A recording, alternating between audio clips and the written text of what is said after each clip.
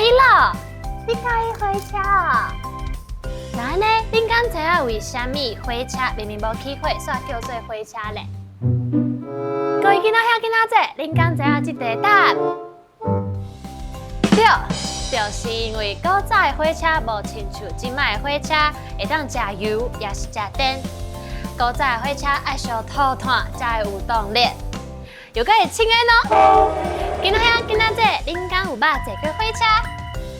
台湾的火车有真久的历史，无同款的车头，阁有无同款的故事。后摆若有机会坐火车去旅行的时阵，恁拢会当去了解看卖哦。咱阁来留一遍今仔日学的语词：火车、火车、土炭、